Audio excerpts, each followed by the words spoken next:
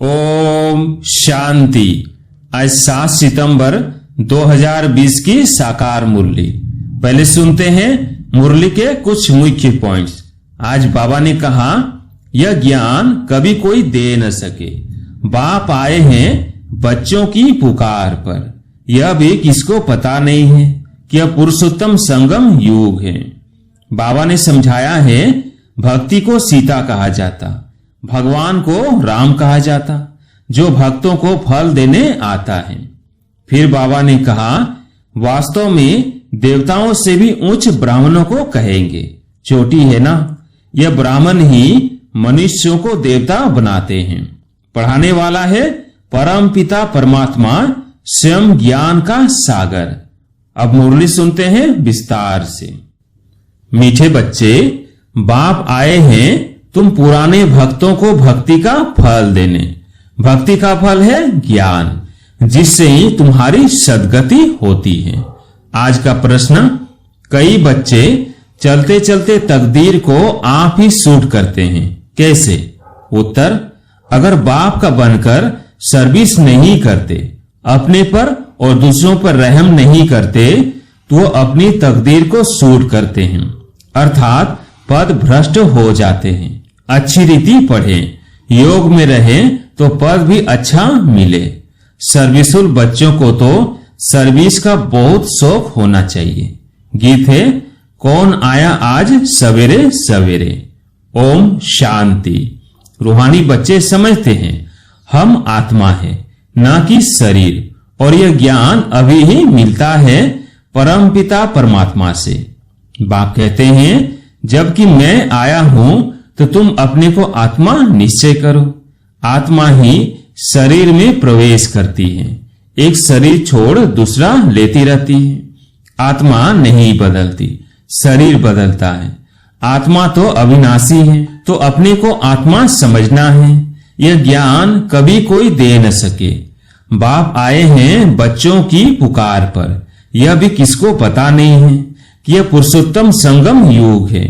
बाप आकर समझाते हैं, मेरा आना होता है कल्प के पुरुषोत्तम संगम युग पर, जबकि सारा विश्व पुरुषोत्तम बनता है। इस समय तो सारा विश्व कनिष्ठ पतित है। उसको कहा जाता है अमरपुरी। यह है मृत्युलोक। मृत्युलोक में आसुरी गुण वाले मनुष्य होते हैं। अमरकंटक में दैवी गुण वाले मनुष्य हैं, इसलिए उनको देवता कहा जाता है। यहाँ भी अच्छे स्वभाव वाले को कहा जाता है, यह तो जैसे देवता है। कोई दैवी गुण वाले होते हैं। इस समय सब है आसुरी गुण वाले मनुष्य। 5 विकारों में फंसे हुए हैं, तब गाते हैं, इस दुख से आकर लिबरेट करो। कोई एक सीता को नहीं छुड़ाया। बाबा ने समझाया है, भक्ति को सीता कहा जाता, भगवान को राम कहा जाता, जो भक्तों को फल देने आता है।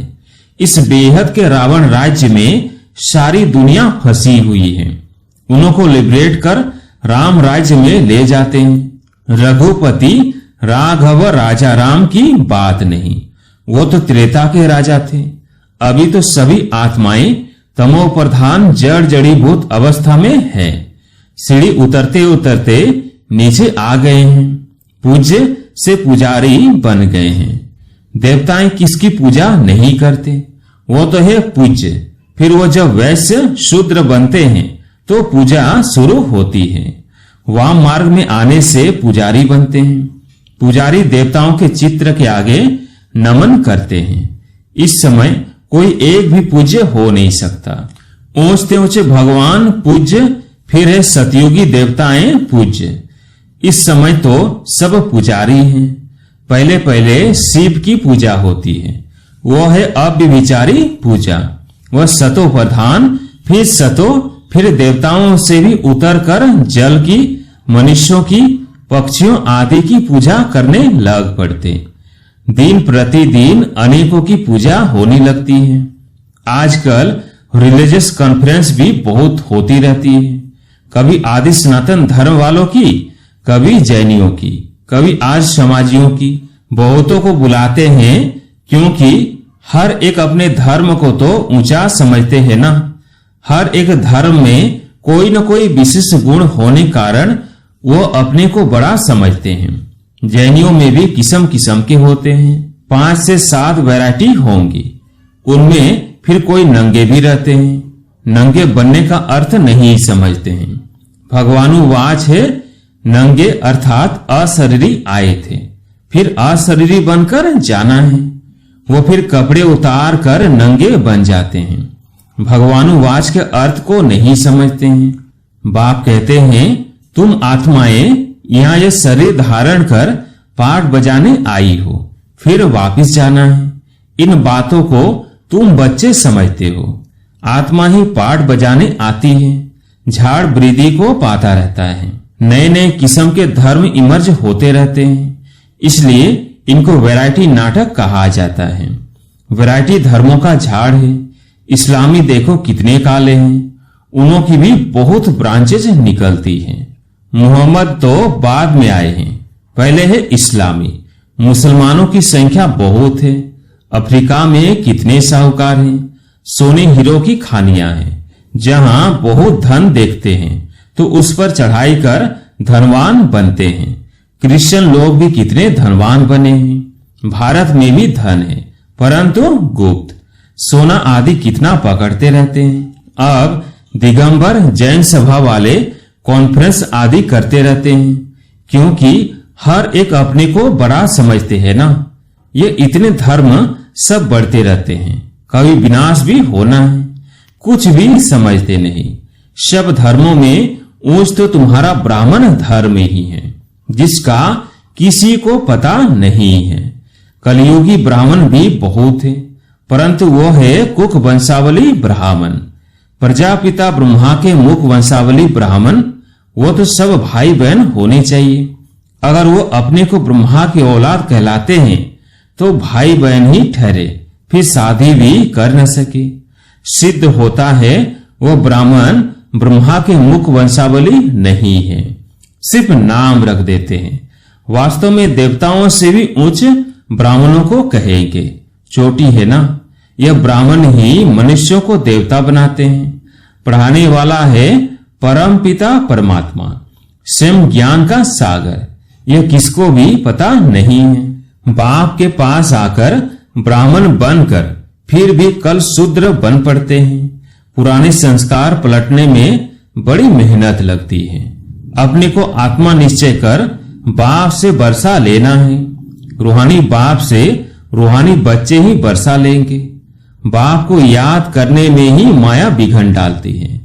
बाप कहते, हाथ काट दे दिल यार दे। यह बहुत सहज।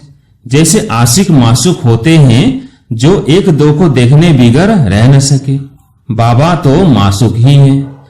आशिक सब बच्चे हैं जो बाप को याद करते रहते हैं। एक बाप ही हैं जो कभी किसी पर आशिक नहीं होता है, क्योंकि उनसे ऊंच तो कोई है नहीं। बाकी हाँ, बच्चों की महिमा करते हैं। तुम भक्ति मार्ग से लेकर मुझ मासूक के सब आशिक हो। बुलाते भी हो कि आकर दुख से लिबरेट कर पावन बनाओ। तुम सब हो ब्राइड्स, मैं हूं ब्राइड ग्रूम। तुम सब आसुरी जेल में फंसे हुए हो, मैं आकर छुड़ाता हूं। यहाँ मेहनत बहुत है। क्रिमिनल आई धोखा देती है, सिविल आई बनने में मेहनत लगती है। देवताओं के कितने अच्छे कैरेक्टर्स हैं। अब ऐसा देवता बनाने वाला जरूर चाहिए ना। कॉन्फ्रेंस में टॉपिक रखी है मानव जीवन में धर्म की आवश्यकता। ड्रामा को न जानने कारण मुझे हुए हैं, तुम्हारे सिवाय कोई समझा न सके। क्रिश्चियन अथवा बौद्ध आदि को यह थोड़ी ही मालूम है कि क्राइस्ट बौद्ध आदि फिर कब आएंगे। तुम झट हिसाब किताब बता सकते हो, तो समझाना चाहिए धर्म की तो आवश्यकता है ना। पहले पहले कौन सा धर्म था, फिर कौन से धर्म आए हैं। अपने धर्म वाले भी पूरा समझते नहीं है। योग नहीं लगाते, योग बिगर ताकत नहीं आती, जौहर नहीं भरता। बाप को ही ऑल माइटी ऑथोरिटी कहा जाता है। तुम कितना ऑल माइटी बनते हो, विश्व के मालिक बन जाते हो। तुम्हारे राज्य को कोई छीन न सके। उस समय और कोई खंड होते नहीं। अभी तो कितने खंड है। यह सृष्टि चक्र कैसे फिरता है? 5000 वर्ष का यह चक्र है। बाकी सृष्टि लंबी कितनी है वो थोड़ी माप कर सकते। धरती को करके माप कर सकते हैं, सागर का कर न सके। आकाश और सागर का अंत कोई पा न सके। तो समझाना है धर्म की आवश्यकता क्यों है। सारा चक्र बनाई है धर्मों पर। यह है ही वैरायटी धर्मों का झाड़। यह झाड़ है अंधों के आगे आईना। तुम अभी बाहर सर्विस पर निकलते हो, आहिस्ते आहिस्ते तुम्हारी वृद्धि होती जाती है। तूफान लगने से बहुत पत्ते गिरते भी है ना, और धर्मों में तूफान लगने की बात नहीं रहती। उनको तो ऊपर से आना ही है। यह तुम्हारी स्थापना बड़ी वंडरफुल है। पहले पहले वाले भगत जो हैं उनको ही आकर भगवान को फल देना है, अपने घर ले जाने का। बुलाते भी है, हम आत्माओं को अपने घर ले जाओ। यह किसको पता नहीं है कि बाप स्वर्ग का भी राज्य भाग्य देते हैं। सन्यासी लोग तो सुख को मानते ही नहीं, वो चाहते हैं मोक्ष को। मोक्ष को वर्षा नहीं कहा जाता। खुद शिव बाबा को भी पाठ बजाना पड़ता है, तो फिर किसको मोक्ष में कैसे रख सकते? तुम ब्रह्म कुमार कुमारियां अपने धर्म को और सबके धर्म को जानते हो। तुमको तरस पड़ना चाहिए, चक्र का राज समझाना चाहिए। बोलो तुम्हारे धर्म स्थापक फिर अपने समय पर आएंगे। समझाने वाला भी होशियार चाहिए। तुम समझा सकते हो कि हर एक को सतो प्रधान से सतो रजो तमो में आना ही है। अभी है रावण राज्य, तुम्हारी है सच्ची गीता जो बाप सुनाते हैं। भगवान निराकार को ही कहा जाता है। आत्मा निराकार गॉड फादर को बुलाती है। वहां तुम आत्माएं रहती हो। तुमको परमात्मा थोड़ी कहेंगे। परमात्मा तो एक ही है, ऊंच ते ऊंच भगवान। फिर सब है आत्मा बच्चे। सर्व का सदगति दाता एक है। फिर है देवताएं, उनमें भी नंबर 1 है कृष्ण, क्योंकि आत्मा और शरीर दोनों पवित्र हैं। तुम हो संगम योगी, तुम्हारा जीवन अमूल्य है, देवताओं का नहीं। ब्राह्मणों का अमूल्य जीवन है। बाप तुमको बच्चा बनाए, फिर तुम्हारे पर कितनी मेहनत करते हैं। देवताएं थोड़ी इतनी मेहनत करेंगे। वो पढ़ाने लिए बच्चों को स्कूल भेज देंगे। यहाँ बाप बैठ तुमको पढ़ाते हैं। वो बाप टीचर गुरु तीनों हैं, तो कितना रिगार्ड होना चाहिए। सर्विसुल बच्चों को सर्विस का बहुत शौक होना चाहिए। बहुत थोड़े हैं जो अच्छे होशियार हैं, तो सर्विस में लगे हुए हैं। हैंड्स तो चाहिए ना। लड़ाई के मैदान में जाने के लिए जिनको सिखलाते हैं उनको नौकरी आदि सब छुड़ा देते हैं। उन्हों के पास लिस्ट रहती है। फिर मिलिट्री को रिफ्यूज कर न सके कि हम मैदान पर नहीं जाएंगे। ड्रिल सिखलाते हैं कि जरूरत पर बुला लेंगे। रिफ्यूज करने वाले पर केस चलाते हैं। यहाँ तो वो बात नहीं है। या फिर जो अच्छी रीति सर्विस नहीं करते हैं तो पद भ्रष्ट हो जाता है। सर्विस नहीं करते गोया आप ही अपने को सूट करते हैं, पद भ्रष्ट हो जाता है। अपनी तकदीर को सूट कर देते हैं। अच्छी रीति पढ़ें, योग में रहें तो अच्छा पद मिले। अपने पर रहम करना होता है। अपने पर करे तो दूसरे पर भी करे। बाप हर प्रकार की समझानी देते रहते हैं। यह दुनिया का नाटक कैसे चलता है, तो राजधानी भी स्थापन होती है। इन बातों को दुनिया नहीं जानती। अब निमंत्रण तो मिलते हैं। 5 से 10 मिनट में क्या समझा सकेंगे। 1-2 घंटा दे तो समझा भी सकेंगे। ड्रामा को तो बिल्कुल जानते नहीं। पॉइंट्स अच्छी जहां तहां लिख देनी चाहिए, परंतु बच्चे भूल जाते हैं। बाप क्रिएटर भी हैं। तुम बच्चों को क्रिएट करते हैं, अपना बनाया है। डायरेक्टर बन डायरेक्शन भी देते हैं, सीमत देते और फिर एक्ट भी करते हैं, ज्ञान सुनाते हैं। यह भी उनकी ऊंच ऊंच एक्ट है ना। ड्रामा के क्रिएटर, डायरेक्टर और मुख्य एक्टर को न जाना तो क्या ठहरा। अच्छा, मीठे मीठे सिकिंधे बच्चों प्रति माता पिता बाप दादा का याद प्यार और गुड मॉर्निंग। रूहानी बाप की रूहानी बच्चों को नमस्ते। हम रूहानी बच्चों की रूहानी बाप दादा को याद प्यार गुड मॉर्निंग नमस्ते नमस्ते। धारणा के लिए मुख्य सार। पहला, इस अमूल्य जीवन में पढ़ाने वाले टीचर को बहुत बहुत रिगार्ड रखना है। पढ़ाई में अच्छा होशियार बन सर्विस में लगना है। अपने ऊपर आप ही रहम करना है। दूसरा पॉइंट, अपने आप को सुधारने के लिए सिविलाइट बनना है। अपने कैरेक्टर सुधारने हैं। मनुष्यों को देवता बनाने की सेवा करनी है।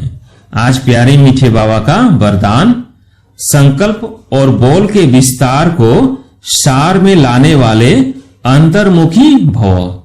संकल्प और बोल के विस्तार को सार में लाने वाले अंतर्मुखी भव। व्यर्थ संकल्पों के विस्तार को समेटकर सार रूप में स्थित होना तथा मुख्य आवाज के व्यर्थ को समेटकर समर्थ अर्थात सार रूप में ले आना, यही है अंतर्मुखता। ऐसे अंतर्मुखी बच्चे ही साइलेंस की शक्ति द्वारा भटकती हुई आत्माओं को सही ठिकाना दिखा सकते हैं। यह साइलेंस की शक्ति अनेक रूहानी रंगत दिखाती है। साइलेंस की शक्ति से हर आत्मा के मन का आवाज इतना समीप सुनाई देता है जैसे कोई सम्मुख बोल रहा है। आज का स्लोगन, स्वभाव संस्कार संबंध संपर्क में लाइट रहना अर्थात फरिश्ता बनना। अच्छा।